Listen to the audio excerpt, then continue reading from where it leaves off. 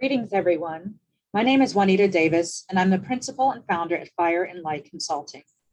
I want to thank Lauren and Jenny, and thank you all for your wonderful welcome.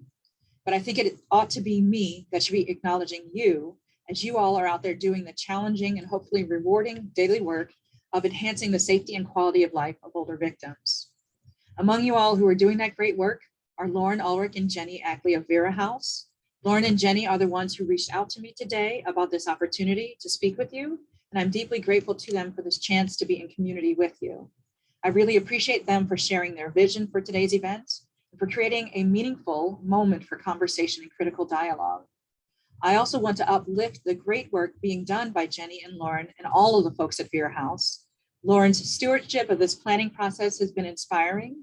And Jenny, you have my many thanks as well, not only for your invitation, but for your leadership and for your many years of passionate service to older victims of abuse through your work at Vera House, the Abuse in Later Life Grant Program, and through the Evergreen Network.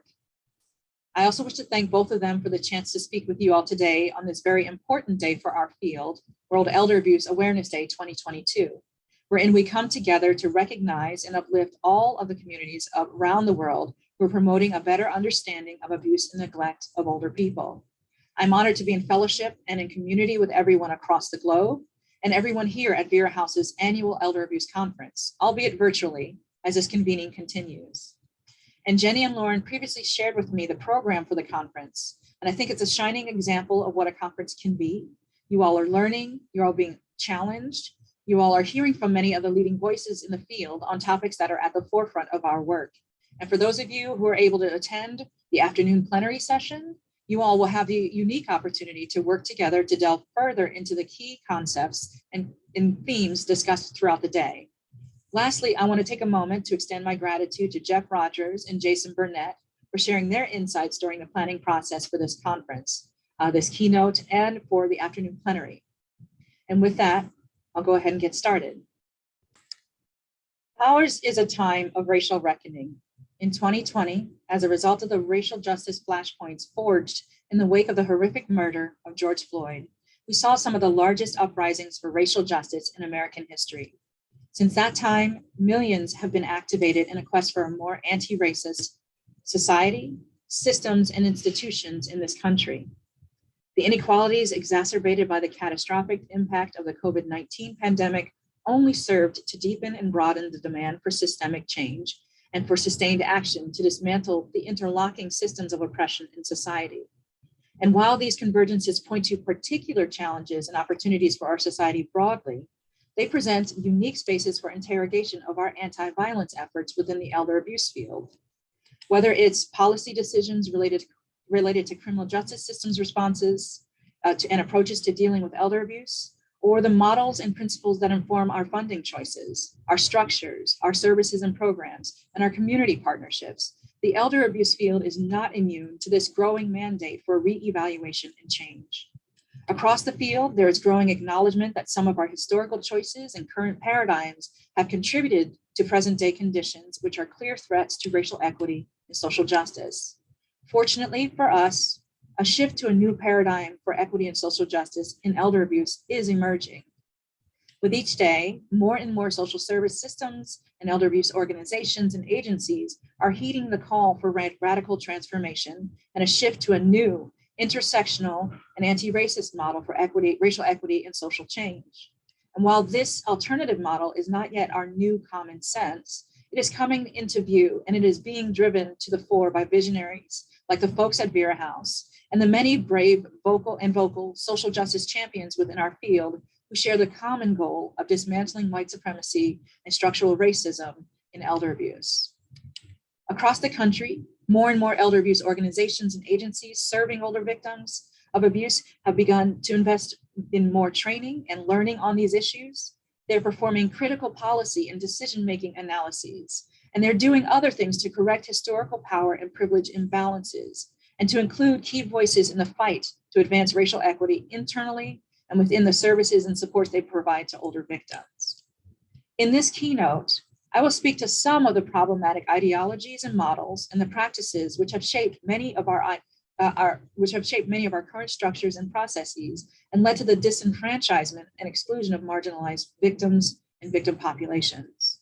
I will also speak to how those forces not only run counter to our social justice and equity commitments, but they also create significant barriers to our capacity to be the sites of racial equity and social change that we hope to be. In response to those challenges, I will offer a broad framework for racial equity and social justice and elder abuse work that is grounded in decolonial thought, critical race theory, and intersectional and anti-racist praxis. The framework includes multiple components and elements, and within and along with my explanation of each of the framework's pieces, I will offer specific tangible details and ideas for incorporating new ways and practices in our work that I believe can lead to more equitable and socially just outcomes. I will end our time today with a call to action. It's my contention that everyone doing this work has the potential and the responsibility to use their roles to create equity and encourage greater justice. And I believe this work is critical to advancing our core mission as agents of hope and light for older victims who experience harm. And I would not be here with you today if I didn't think that I believe in our collective potential to realize those goals. And I look forward to sharing more of my thoughts on these topics during our time together today. I think an important step in contextualizing my thoughts on these topics is sharing my positionality. And in just a brief side note, as I proceed throughout this presentation, I will be defining some of the key terms I will be using throughout the presentation and speaking to the rationale that I have for the specific frames I use and the assumptions that I make around the topics I'm speaking to.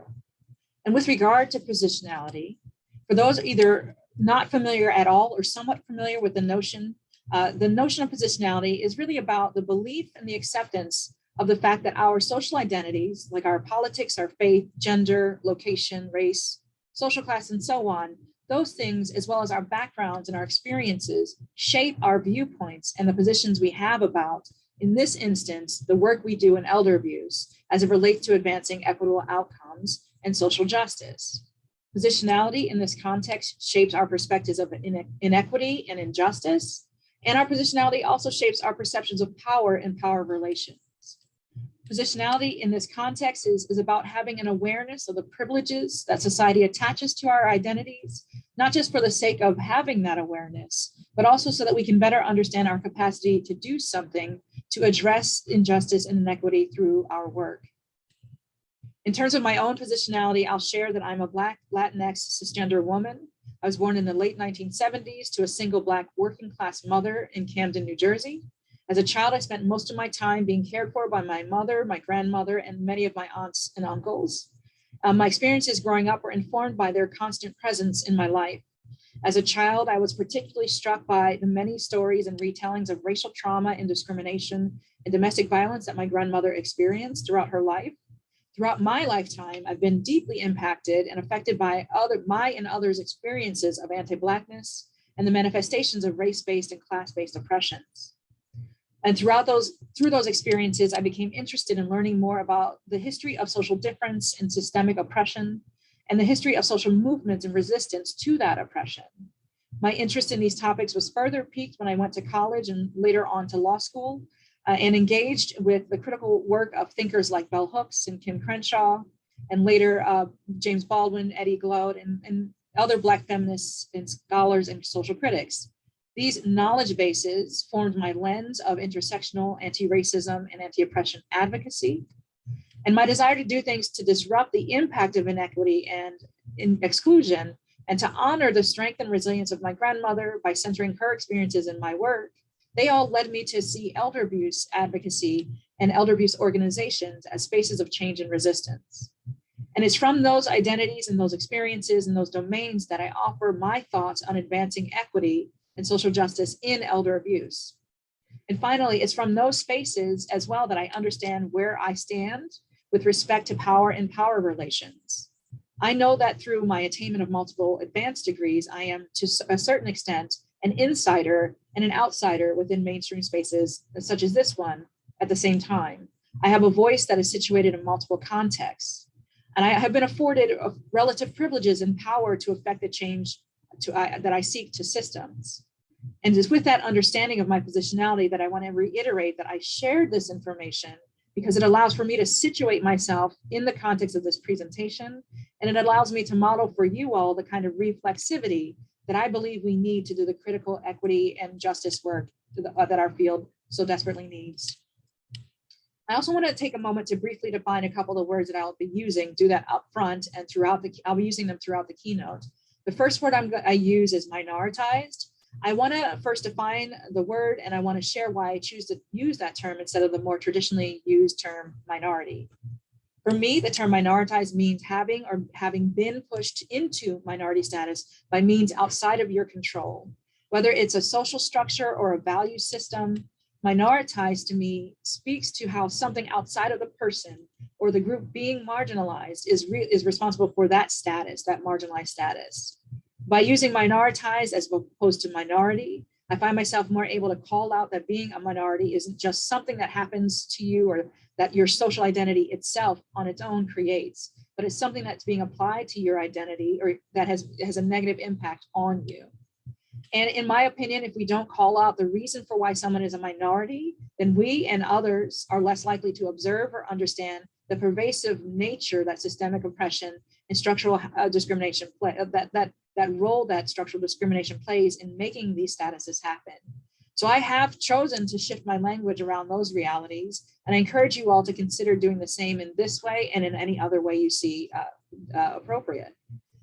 Another term I want to define is that of racial equity. And for that, I use a definition that comes from the Black Social Change Funders Network, which defines it as the condition that would be achieved if one's racial identity no longer predicted, in a statistical sense, how one fares in society. Racial equity is more than the establishment of fair treatment. It fundamentally requires that past inequities be resolved so that the current conditions and not just the treatment of people cannot be predicted by race. And the reason I want to share this definition is because for the purpose of the keynote, I've chosen to focus on racial equity first and foremost in elder abuse over the more equity more broadly. So I want to narrow the frame because I believe in this thought. I have this thought that in our country, the single most pervasive threat to social justice is that of white supremacy and systemic oppression based on race. And with white supremacy as our foundational oppression, as the thing that we are targeting here, I believe that any form of dismantling race-based systemic oppression not only strikes at the heart of the most central form of oppression in our society, but it also gets at all other forms of oppression at the same time, because oppression compounds in that way.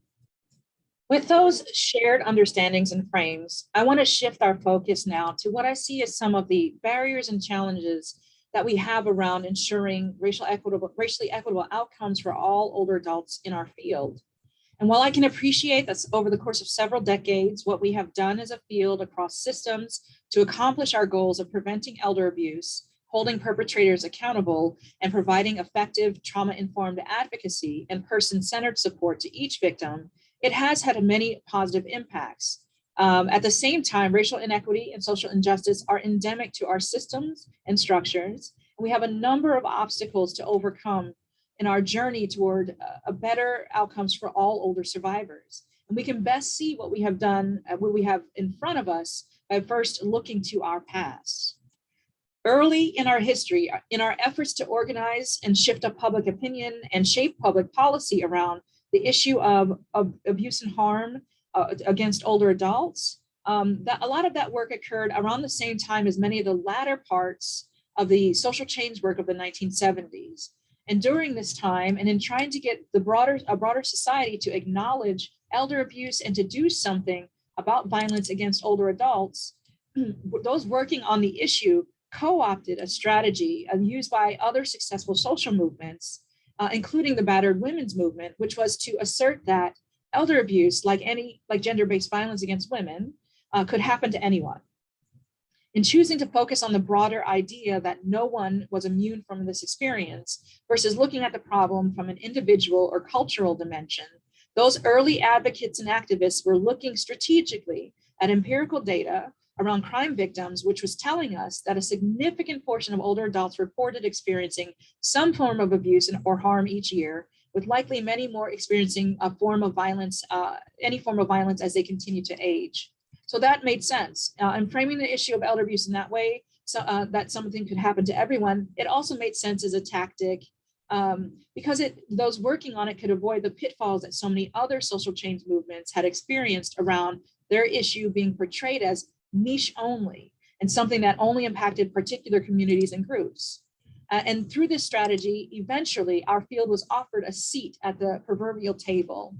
And once we arrived at that table, we advocated further for this idea that as a society, we all had some shared social interest in changing the experiences of that everyday sort of older victim. We advocated for this position in absent any explicit framework or praxis around dealing with systemic racism and other dynamics that oppress marginalized and different groups of older victims. In a society where, race and class and age and other social markers matter more or less, depending on where you're situated along and in between those identities, the everyday elder abuse victim was promoted strategically as the victim who could garner the most sympathy from the public and who had the most social capital within our social structures and systems. That victim was a white woman. She was about 65 years old. She was cisgender. She was straight. She spoke English fluently. She was considered American in nationality, and she was likely married. This victim, she was conceptualized as someone who was vulnerable to harm, who was worthy of the presumption of innocence, and probably somewhere around middle class. This victim was also portrayed as someone who could and who really wanted to turn to the justice system for supports related to protection of herself and for safekeeping of some level of financial or property or assets, things like that. And she was also someone who could receive effective supports from a network of social systems, which she could safely navigate over a course of a longer sort of period of time without any fear of harm to her family or her family members. And now we can look at that list on its face, and from here perceive that there are very few identity characteristics or systems-based interactions which match those of many older victims from minoritized and multiply marginalized communities that we work with. And because many older victims from multiply marginalized communities experience compounded structural oppressions in their lives and across their lifespans, the supports for which this other archetype can receive often don't address the unique family dynamics, personal economies, and lived experiences, and the unique support needs of older victims from marginalized communities. Yet, despite these issues, it was still this everyday elder abuse victim who consumed the public's attention in early research and literature on elder abuse. And it was that image that shaped our public understandings of elder abuse and our understandings of the dynamics that were present in those cases. And when we began to look at that literature and that research to then develop prevention and intervention strategies within our social systems and our programs to address the issue, we looked to that conception of that particular conception of who was an older victim to guide and shape our organizational missions, our program design, our collaborative partnerships, and our resources.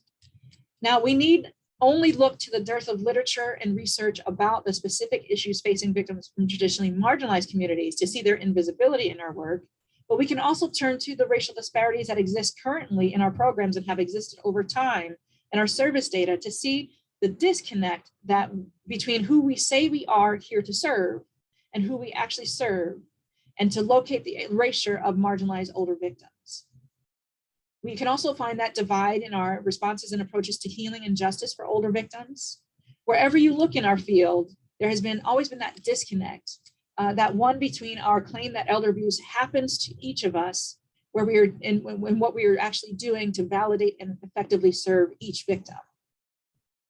And I believe one reason for that disconnect, one reason it has occurred, is because when we were searching for that seat at the table, we chose to fully embrace a white feminist lens in our work.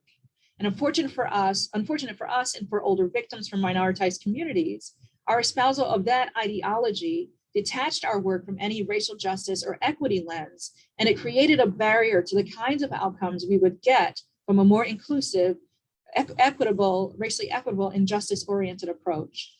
And it's because of this reality is because at its core, white feminism focuses only on the interests of white women who, within that ideology, seek power over rather than liberation from oppressive systems.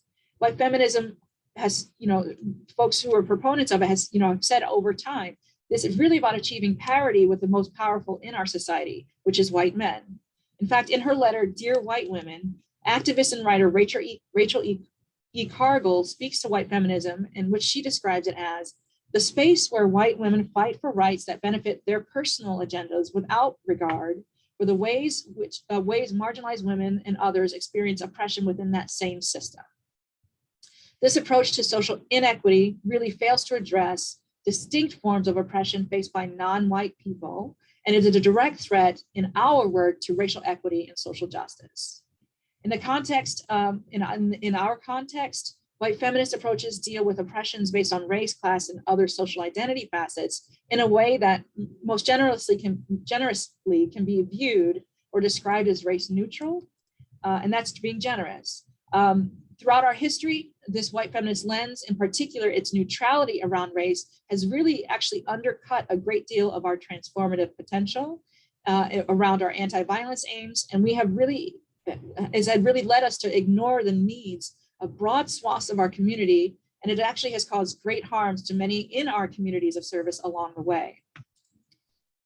One way in which we have pushed the need through white feminism, we have pushed the needs of older survivors from the margins, marginalized communities into the margins, is by entrenching within our policy approaches the means for racial inequity to occur.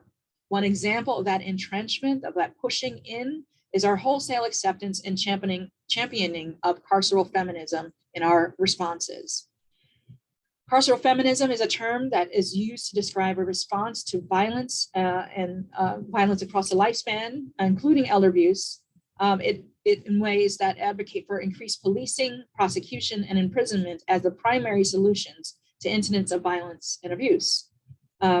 You can see the value of carceral feminism in our federal and state laws around responding to elder abuse. You can see it in our mandatory arrest requirements and enhancement penalties for that are in many states and localities and their rules and regulations. We can also see carceral feminism in our victim support policies and practices, in which we emphasize the use of the criminal justice system solutions versus community-based and other alternatives to dealing with elder abuse. It almost goes without saying that centering carceral feminism in a movement that is ostensibly about inclusivity and anti-violence and social justice is a critical conflict. Not only does this approach not contend with the fact that the very systems we ask or even require victims to engage in order to receive our supports, those are at times the purveyors of violence and trauma for victims and their families and their communities. It has led to racial disparities in criminal justice systems outcomes for many victims from marginalized communities, and they have often been, historically been hyper incarcerated through those processes. Moreover, for many victims from marginalized communities, the limited research that we have on the challenges of carceral feminist approaches, we find that research shows that we often leave those victims and their families and their communities more vulnerable to violence and several times more likely to experience criminalization and re-traumatization and other forms of compounding harm and traumas as victims. And often those victims thereafter or even before are understandably unwilling to seek support from us out of fear. And so they're left at the end of it all without access to healing, supports, or any form of justice at all. So this reality really begs the question of how we can be an anti-violence field and be responsible for the perpetration of violence and trauma for older victims from minoritized communities. And the answer is that we cannot. Carceral feminism is a direct and existential challenge to our legitimacy in terms of our anti-violence work. And it is a direct threat to our racial equity and social justice aims. Additionally, as we have constructed our responses to structural racism we have constructed our responses to structural racism outside of the criminal justice system and within it through a race neutral, white feminist lens. And we have done so without really questioning, and perhaps without even understanding that approach's relationship to white supremacy. And without considering whether it's actually fair or inclusive for all older survivors. And we can really begin to see the faults in race neutral approaches by looking at the historical roots of those ideas in our society. Historically, just very briefly, as a country, our engagement with white supremacy began well before 1776 with a centuries-long period of colonialization European colonialization and dispossession and destruction of indigenous populations across the globe. As those exploitations were happening, those responsible for those actions wanted to morally justify their actions, and they found a rationale within the academy, within the science of biology. And it was there that those scholars fabricated this mythology that claimed that there were innate differences between humans of different races. This race-based myth went on to claim that people of the white race were supreme, they were the winners in the biological competition, and people of color, in particular, Black people, were at the other end of that spectrum as losers in that competition. This notion of white supremacy went on to become its own branch of science known as eugenics, which essentially argued that the only way for society to progress forward was by finding ways to ensure that white people and their more desirable traits were able to dominate over all other people. Unfortunately for us as a society, the study and acceptance of eugenics transcended into broader society through the eugenics movement of the early 1900s. Now, in our work, this history is relevant not just in the abstract, but because those same ideals around white supremacy and the notions underlying eugenics, they actually entered into our early anti-violence work, and very much they remain so. They were very much so remain today. And for that entry point, we can look to the eugenics movement and draw a straight line into its intellectual sister movement, the eugenic feminist movement. The aims of the eugenic feminist movement were to weaponize our carceral system, so again, going back to carceral feminism, and our networks of social services to effectively protect younger white women's status and their innocence from the rest of the world, and to render non-white women, whether it be older women or older victims, anybody, certainly older, non-white older people and their families and communities, they were to be sort of more invisibilized, unprotected, and even criminalized within those same support structures and systems. And one way in which the eugenic feminist movement was able to accomplish those goals was by attempting to do, by doing the opposite of what the eugenics movement did, and emphasizing racial difference. Instead, the eugenic feminist movement sought out ways to systemically de-emphasize the importance of race, but they didn't do it as a means to ends of racial equality. They did it in order to be able to have racial hierarchies exist, but without people really talking about it, and without people having the tools or the supports to do something to address the disparities that resulted from those hierarchies. And so in response to the more flagrant forms of racism and white supremacy of the earlier eugenics movement, and with the social support of the eugenic feminist movement, our society began shifting into a new phase, a new way of dealing with race that seemed, at least on the surface, to be less discriminatory and less focused on racial difference. In other words, we were now in this phase of being colorblind. And that notion of colorblind quite quickly entered into our collective conscience and into public policy spaces and into the work of the elder field. In society, we can see colorblindness in our conception of Lady Justice, in our alleged system's impartiality to any defendant's race in that context. We can also see colorblindness in the enactment and reenactment at any level within our system, a series of criminal justice policies and reforms that were supposedly race neutral. Some examples are broken windows, stop and frisk, those kinds of policing policies. Other examples include the implementation of prosecutorial policies around plea bargaining and sentencing, which were supposed to be at least on their face, race neutral. And within our work, we can likely all point to our victim services structures, our programming, our micro level individual responses and attitudes around race. We can find that colorblind sort of those notions there.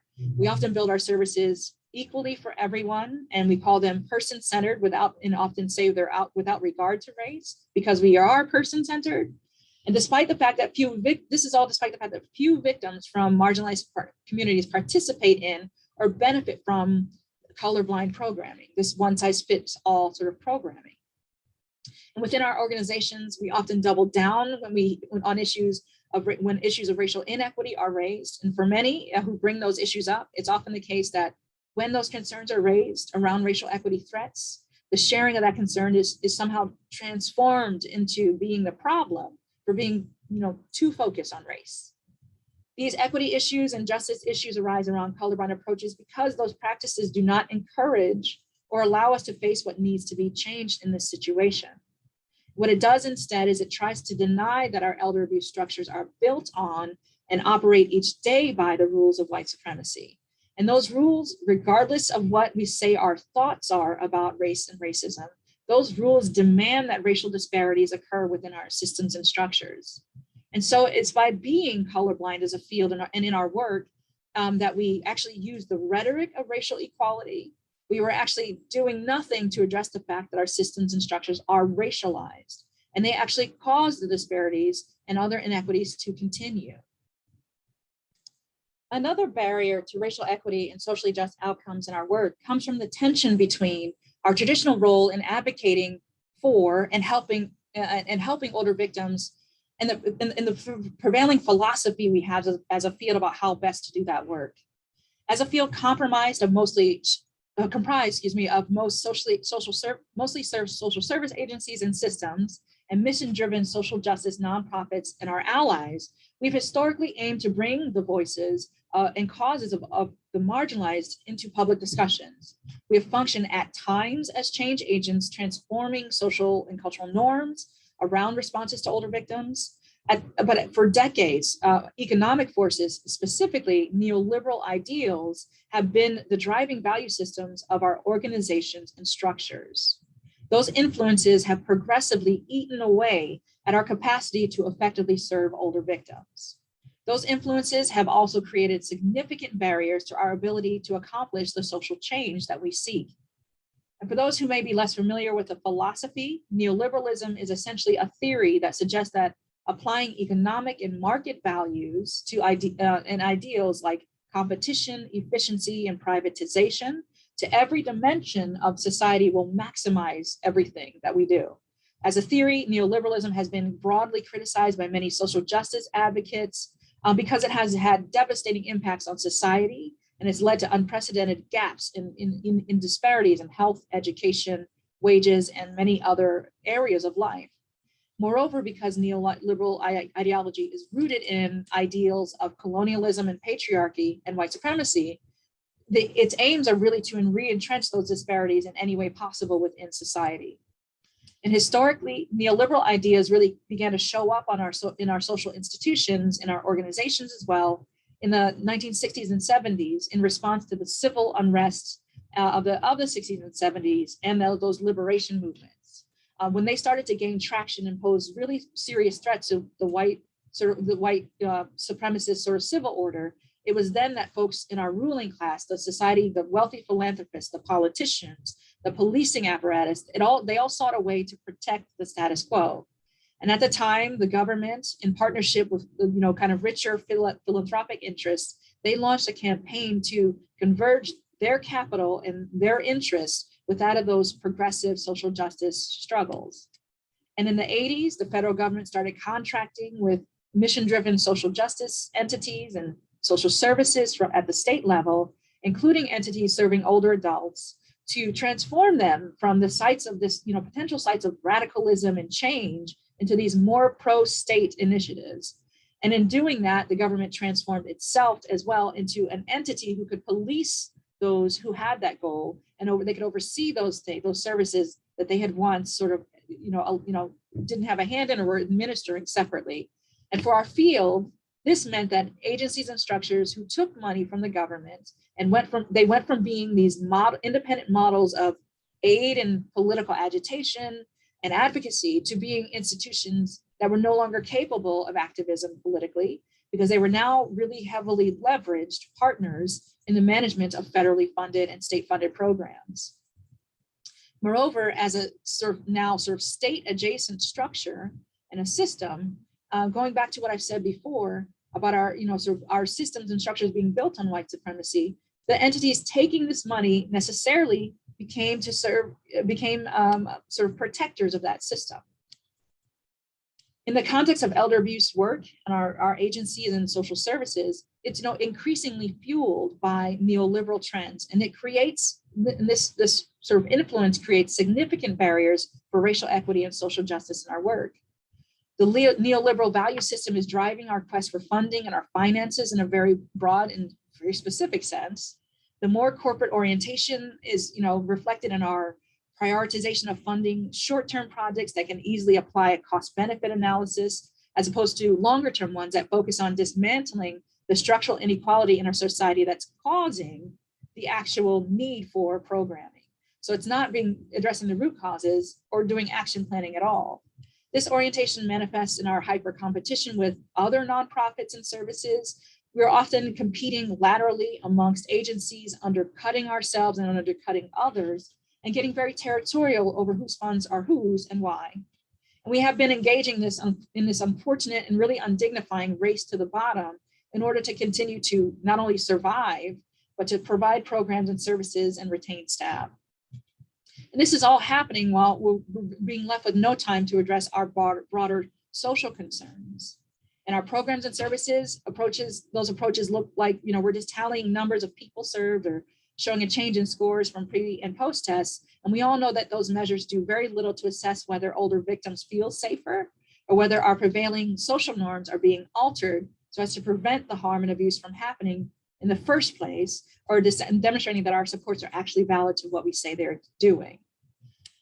The influence of neoliberalism is in our organizational structures. A lot of our organizations are very hierarchical, they're very racialized, and they have really deep power asymmetries at the same time. We have boards whose members consist of individuals who bring a lot of business sensibility, but maybe not a deep-seated fidelity to the larger social cause. There are a lot of hidden hierarchies that stifle radical advocacy voices, or they facilitate their exclusion from our decision-making discussions.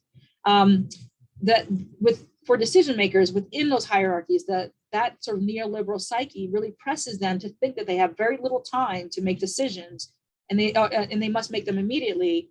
And that kind of limits the ways in which you can do sort of equitable decision making. You can't really have time to reflect or have dialogue on what the choices are that you're making. And a lot of those pressures run counter to the values of equity and justice. Across the field, there's a lack of people of color, especially at the CEO and director's role, that can't be explained by variances in backgrounds or qualifications, skills, or preparation. And we've often, we've professionalized our work in a way that excludes the folks with the very lived experiences and shared positionalities as those we seek to enhance our services to, because we believe that their credentials they're far less valued in our work than things like advanced degrees. And finally, neoliberalism can be seen in our services, and how we ask our direct services staff to do their work.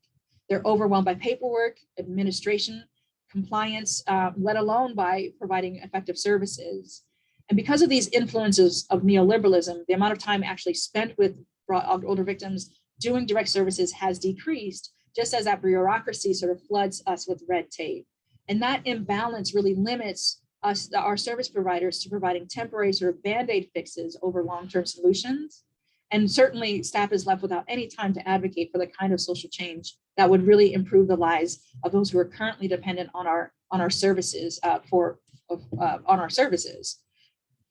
So structural racism that's embedded within sort of neoliberal funding models results in, among other things, available resources being inequitably distributed within the field. Often we've seen this, it looks like the least amount of resources being given to communities and community-based organizations and groups that serve low-income, minoritized communities, and the most being given to folks who serve mostly mainstream white middle-class populations. And this is all while white-led organizations with funds to do the work are often very reluctant to, and they're disincentivized by these forces from bringing underfunded organizations and serving marginalized populations. Those folks, bringing those folks who serve marginalized populations into the fold for the sake of their own bottom line. This particular phenomenon has led to the growing use of the term philanthropic or organizational redlining. None of these trends help to build movements for social change, nor does it meet the needs of the communities who need our help the most. Additionally, this funding model really ensures that organizations established to and acting to antagonize white supremacy tend to receive less funding and less support from funders due to their radical nature. Those organizations are often led by or serve minoritized and marginalized populations, including older adults within their communities of service. Hardly ever do those folks under this funding model find success. And this all sort of makes sense because it's a funding structure that is based on cultivating relationships with the same wealthy people who exploit them. On the flip side of that coin, from a self-preservation perspective, it makes a lot of sense that funders would never fund a struggle that demands the abolition of the very systems that protect them and their resources. You know, neoliberalism as well also makes it very difficult for mission-driven organizations like many of the ones we work in to do the work that we came into the field to do, which was to amplify the voices and experiences of older adults and to help them heal in addition to helping them heal from the abuse they face.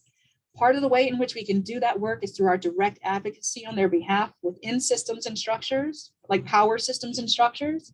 And many of us in elder abuse come to the work to serve a personal passion for the issue. And some folks, you know, they feel very disillusioned when they realize and they find out that many of our organizations and agencies have either been explicitly barred from or or they've been significantly limited by their funders from any direct advocacy or political role in changing the status quo.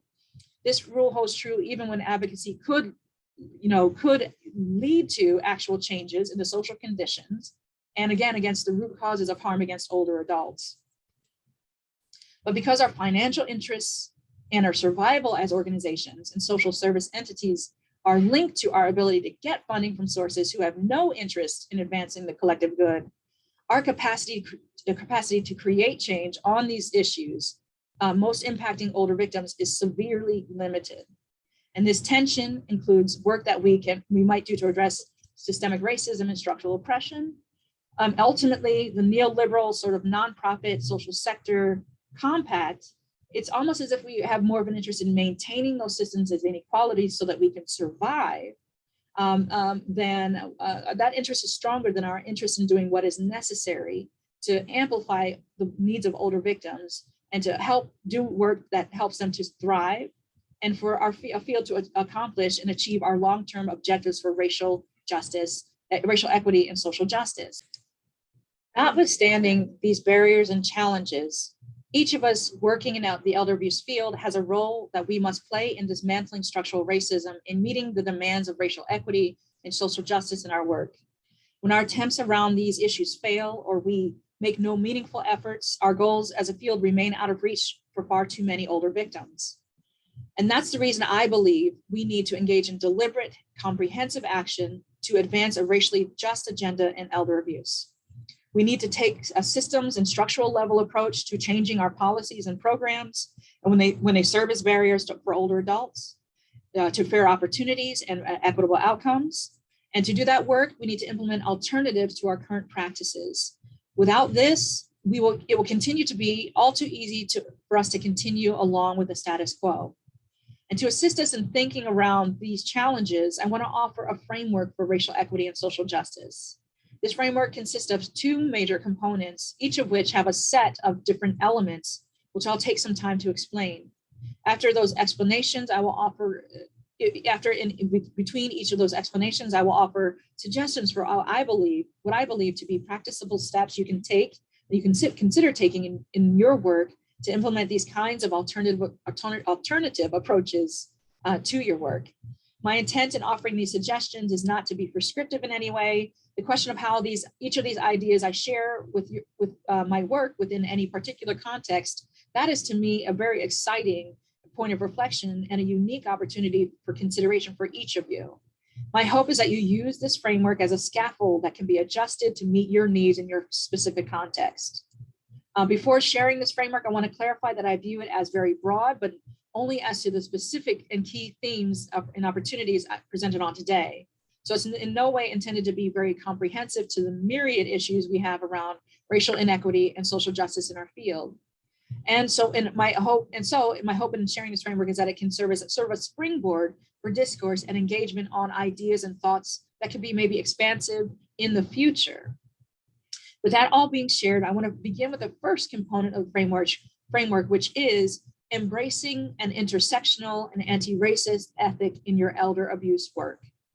An intersectional and anti-racist ethic, as I see it, is a kind of a principled way of growing self-awareness, whether it's personal or external to yourself, and of being present in different spaces and conversations, and at every moment taking intentional actions to dismantle all forms of structural oppression in your work, with particular focus on the manifestations of racism in that work. And what I mean by the words intersectional or intersectionality is what the creator of the term meant, Kim Crenshaw. She meant this. Basically, it means looking and understanding that different forms of oppression like racism or sexism or ageism, they can look different for people when their experiences are impacted by multiple forms of oppression that overlap and compound on their experiences at the same time.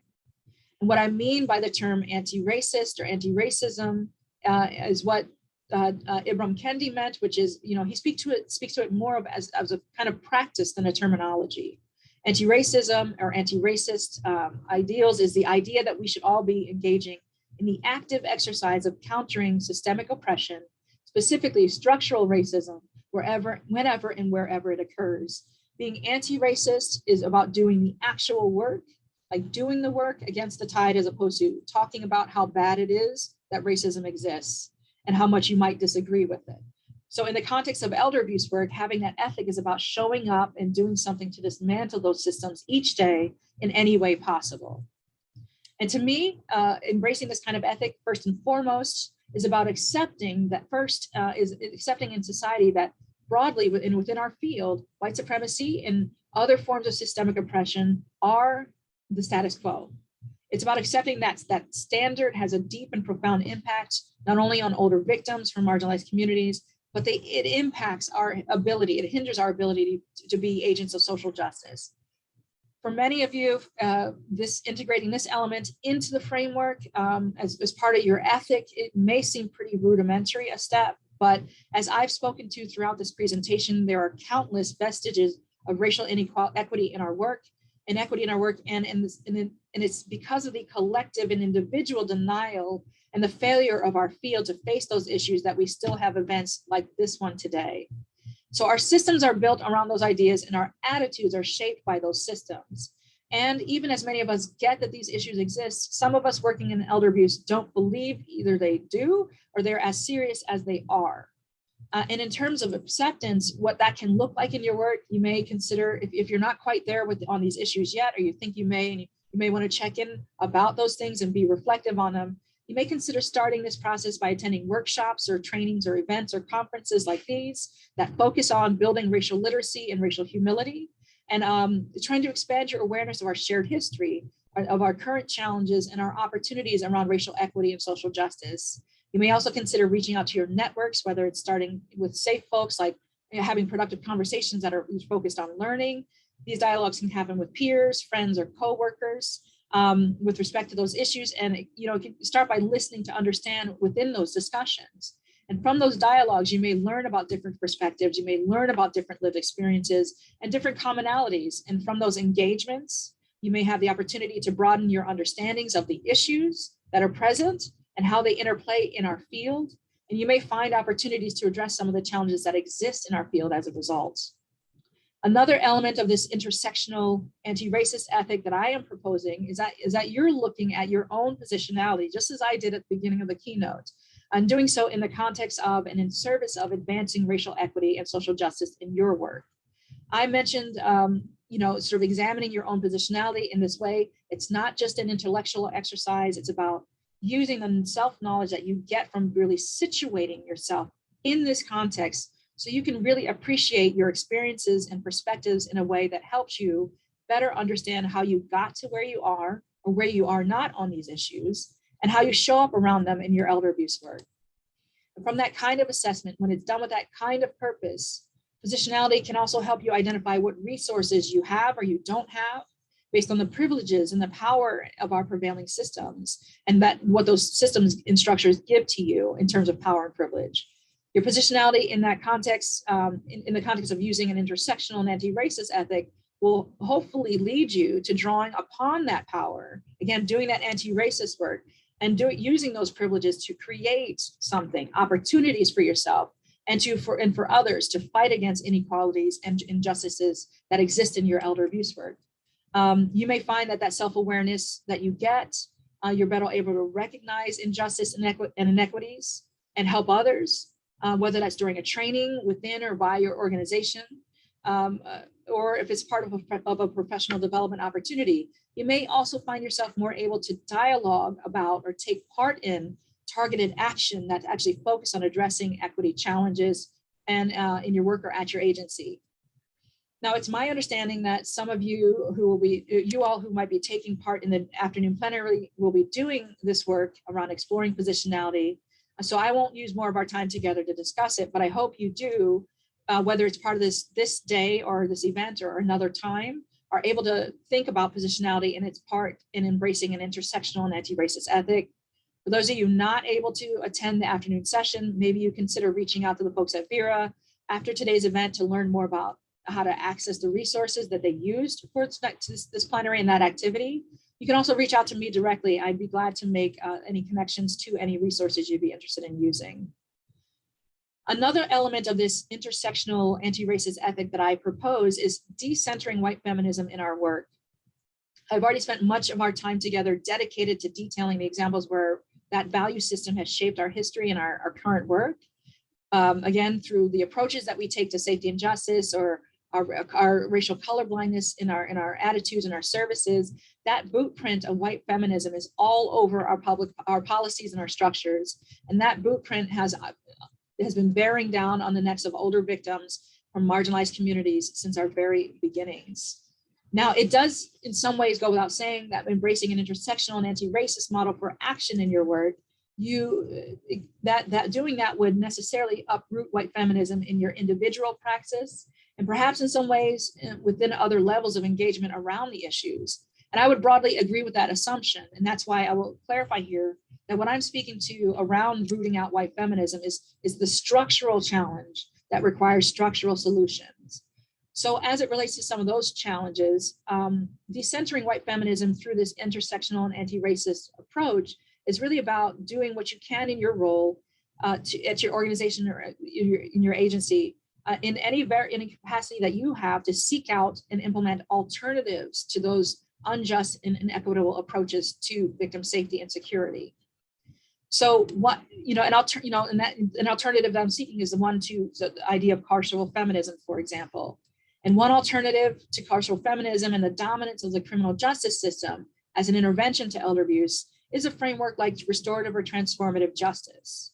Both of those alternatives offer slightly different visions and slightly different practices, which challenge in different ways the more punitive and retributive criminal justice systems responses to abuse that carceral feminism sort of offers. Restorative justice specifically shifts the focus of our response from that binary of the victim and the perpetrator to one that acknowledges the impact of harm not only on individuals, but on broader communities. So the aim of restorative justice is not to punish, but to restore, to rehabilitate, and to have the healthy reintegration of all parties involved in an issue back into the community. The restorative justice has been used in analogous contexts, and in those instances, it's still sort of practiced within and sanctioned by the criminal justice system, but it does offer a meaningful alternative for those who might be interested in exploring it to directly carceral feminist approaches. And it's because of that reliance of restorative justice on law enforcement that I will offer another alternative to carceral feminism, which you can consider, and that is transformative justice. In contrast to restorative justice, transformative justice doesn't use the criminal justice system at all as a site for intervention or safety. Instead, it responds to abuse and violence within more intimate systems, within communities, and it relies upon the leadership and representatives of community-based folks, those from marginalized communities, and by those most impacted by the violence, to best not only understand the context within which the violence and abuse occurs, and the conditions that can be created to prevent future harm, including harm that's perpetrated by the state. So in practice, transformative justice solutions tend to happen within, again, marginalized communities and in spaces outside of traditional systems and institutions. It involves informal social networks, fellow community members, and leaders to serve as facilitators of that process. And at their core, transformative models are very, very participatory in that they require that we as individuals and organizations that might be supporting this work, we can provide a helpful vision or support and encourage folks to be sort of a part of the process. In your work, in part of this ethic that I'm speaking to, you can see this happening by beginning at a minimum to think about ways to enact the principles and practices of restorative and transformative justice. It might be first by learning more about the alternatives. There are many national technical assistance providers doing trainings and online or by request on those approaches to victim safety and healing. You can also consider advocating for, if you know more about it, and fostering dialogue around those alternatives to victim safety in policymaking spaces at your organizations, seeing how it might fit or work with what you're doing. You can talk to your systems level partners as well about these alternatives. What can you explore together? What can you collaborate on? What kind of changes can you make to begin with? You can also have conversations within your organizations and agencies around fostering equitable partnerships within your communities with organizations and those spaces and those leaders, those advocates who are actively doing this work. Oftentimes that work is really not easily visibilized. You can't really see it, but it's happening, and you can learn from them the ways in which their voices can be centered in the process, and for those processes to be healing and be focused on justice and finding ways to support that, so that, you know, when older adults do come to you for services and support, there is an alternatives that actually address their unique needs and their concerns. Perhaps most importantly in this process, for folks working in direct services and anywhere in organizations working with adults, you can talk to them, older adults, directly, older adults from marginalized communities, about their thoughts on ways that they can find healing and justice. You can find out if they're seeking alternatives to engaging the criminal justice system, and you can share viable options. Whichever way you consider implementing these ideas within your work, that process has to be collaborative. And it must include those with structural power, those with informal power, and it must include a way to co-determine the norms and expectations of how those processes will work out. As part of this intersectional frame, as well as a model, an anti-racist model, and of decentering white feminism, through this process, it's about seeking and implementing and bearing witness to white supremacy and unmasking colorblindness in our work. We want to do that so we can better honor the intersections of structural oppression in the lives of marginalized older adults, and to work to enhance the safety of all older victims in need of healing and support and justice. And what I mean by unmasking colorblindness and bearing witness to white supremacy is really about engaging in actions which call out the problematic assumptions of race neutrality, the idea that it's good that we treat victims the same in our work, as well as the more overt manifestations of white supremacy in all of its forms. In our victim services especially, these assumptions are harmful for the reasons I've already identified, because, you know, they minimize as well and deny the extent of racial inequality and the lived experiences of discrimination that older adults from marginalized communities face. When we choose to be colorblind in our approaches to victim services, not only are we othering, as a result, older victims from marginalized communities, we're also creating barriers to trust and trust-centered and trauma-informed relationships with victims. We are ignoring their unique needs, and we are closing the door to being accountable ultimately for our identifying our limitations and the harms we cause to victims within our own structures and our practices. And you can work to unmask colorblindness and bear witness to white supremacy in our work by speaking up when we hear people using the language of racial denialism or attempting to minimize structural oppression. As an alternative to that, you can also engage, you know, sort of a version of that, engage with those folks who are like sort of interested in still perpetuating colorblind approaches by talking to them privately about the limitations and the harms caused by those ideas.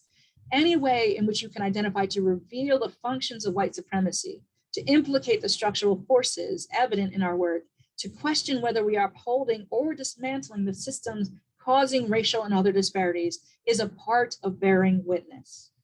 Specific to your services, you can, for older adults, you can consider creating opportunities for engagement again with them, to learn more about their experiences and their unique service needs in a way to enhance your responsiveness to the issues they face.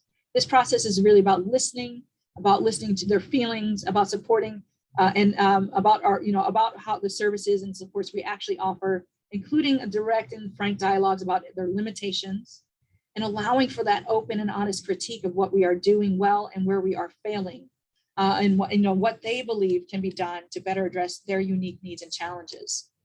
Bearing witness to white supremacy in our work can look like an evaluation of our internal policies and as agencies to see where dynamics of white supremacy are running the show. It can look like an evaluation of the power structures within your organization to build a more equitable frame for decision-making and policymaking.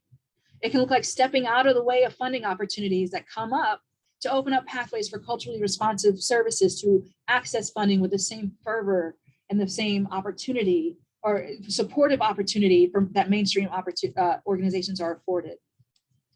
Actions on this piece of the ethic are a piece of a much larger puzzle that will take time and dedicated energy to put together. As you sit here from the varied professions and varied institutions that you come from, you are all, all know that you are part of that puzzle. And while we work often as in silos and our agencies impact each other and how we do our work from, respective spaces really does hold influence, we'll have to be very sort of collaborative and thoughtful in this sort of reimagining process. Understanding, our roles, our spheres, our influence, our power, our intentions is going to be critical in finding ways to better support the healing and just outcomes for marginalized victims. The second component of this framework is advancing a social justice agenda in this now sort of neoliberal era.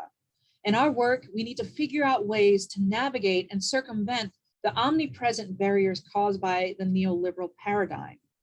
In this final part of the framework I'm offering, I want to highlight a handful of elements that demonstrate how we might create spaces and opportunities to act in resistance to the neoliberal agenda in our work and therefore be better advocates for our mission and better supports for all older victims.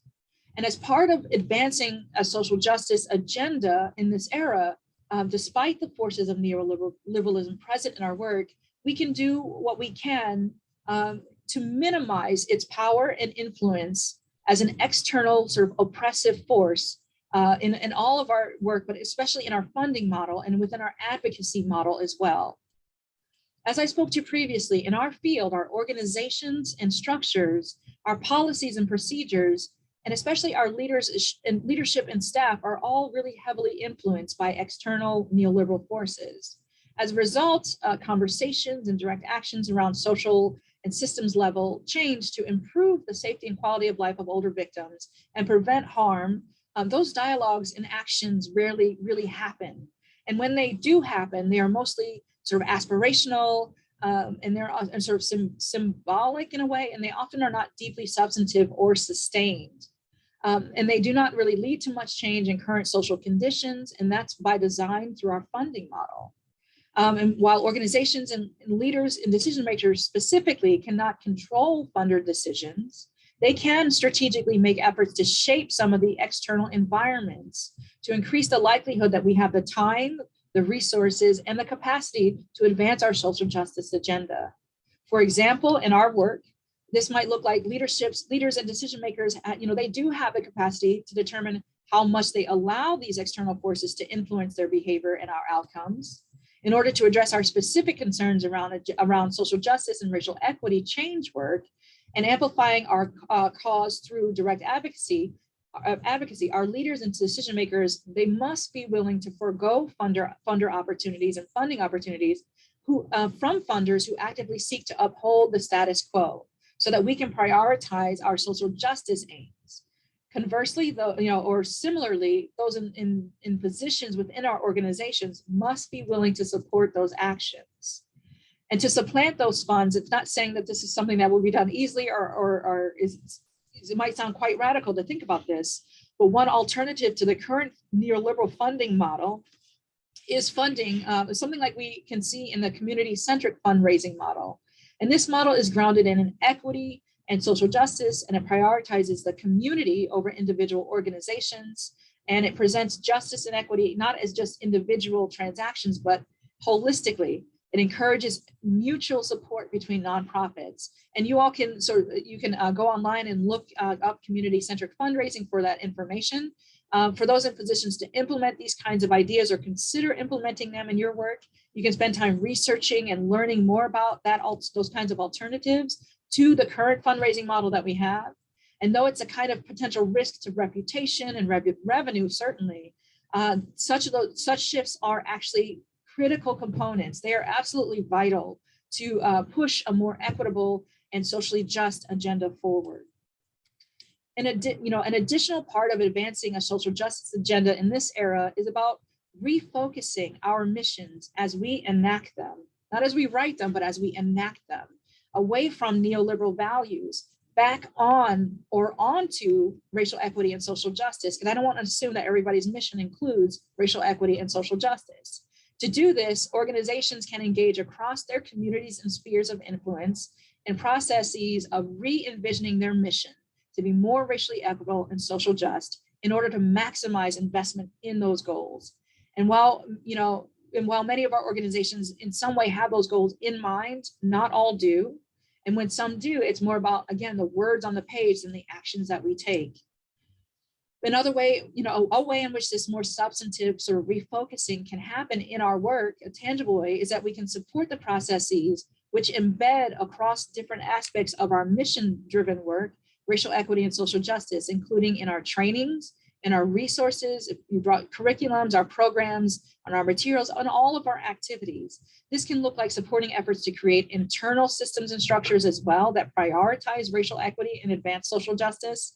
Those systems might look like mini grants for those types of causes among staff or among, for the limited funds you might have available at time to kind of grow that service and that support. It might look at like annual review processes and promotion, and merit reviews, which really do center the degree to which the activities that you're looking at advance a social justice agenda as one of the core criteria. In addition, where possible in our work, this might look like resources being reallocated based on whether the programs and initiatives that folks come up with or that you're able to provide, if they will offer or they will help to achieve racial equity and justice aims that you all might have. And if they center the values, how much of those, how much of those activities sort of may be funded, may be consistent with that new value system. And that's what I really mean by sort of refocusing and doing what we can within our mission internally to make some kinds of changes, make some kinds of movements. The final part of advancing this sort of social justice agenda that I wish to suggest is around creating more what I would call subversive structures of support and socialization around racial equity and social justice. In doing that, to offset that influence of neoliberalism in our work. These structures can look like constructing committees charged with examining how to embed racial equity and social justice into our processes related to fund development, program design, and again, annual review, promotion, hiring, and retention. We have a lot of functions, so I'm just going to say, and so on. We can also consider allocating resources to give staff members time to deeply study, whether that's attending trainings and speaking to their communities of service and marginalized communities of older adults and the folks serving them and folks in their communities, talking to them on issues of racial equity and social justice so that they can start sort of reflecting and being reflexive on, again, their positionality and the power, relative power that they have and the privilege they have. They can start to re-examine and can deconstruct what we have already in place, whether it's a training or a program that lacks that lens, and they can start thinking about ways collaboratively co-constructing new ways of delivering those services for a more diverse and more inclusive sort of way of delivering to different populations of service. This work can also look like the creation of resistance to neoliberal forces within our organizations. Within these spaces, folks can sort of begin critically examining existing problems which emanate from that neoliberal paradigm, like those I've mentioned or others you all can identify, and exploring questions regarding how we can cultivate more humanized, less marketized systems within our organizations that are relevant and responsive to all victims. However this work occurs, it is critical to our shared mission and vision around racial equity and social justice in elder abuse that we do it. As folks working in this field, we each see up close every day the devastating personal consequence of racism and discrimination on those viewed as other in our work. There are persistent and pervasive inequities in our structures and programs that result in members of some groups of older victims receiving daily benefits, while others are rendered invisible in the name of an illusory sort of equality. If we are to be the sites of critical support for all older victims and the catalyst for dismantling structural racism and oppression that we need to be, we must begin to take action on what it actually means to be intersectional and anti-racist and an anti-violence field. And we must not limit ourselves to offering seemingly practical solutions to small questions. We must instead fearlessly advance a reimagined vision of a world which we don't quite live in yet. This process will require some sacrifices, and some of us will not like those decisions. We may be critiqued for propagating a political agenda. We may also find that some of us fail to meet the challenge, to challenge the status quo, because it would otherwise jeopardize the immediate rewards that come from conformity to the system. But I believe some of us will do this work because I believe, just like Dr. Martin Luther King said, the arc of history is long, but it bends towards justice. And I'll end with a call to each of you here today, listening to me today, and to those who join us around the globe on World Elder Abuse Awareness Day. I ask you all to grab on to that arc that Dr. King spoke of, and to bend it in your work in the direction of racial equality, racial equity, and social justice for all older victims. I want to thank everyone so much for listening and for your time and energy today on World Elder Abuse Awareness Day 2022. I thank you so much as well. Thanks so much as well to Jenny and Lauren at Vera House for their kind invitation and for your support. I hope everyone enjoys the rest of today's convening. I thank you all so much.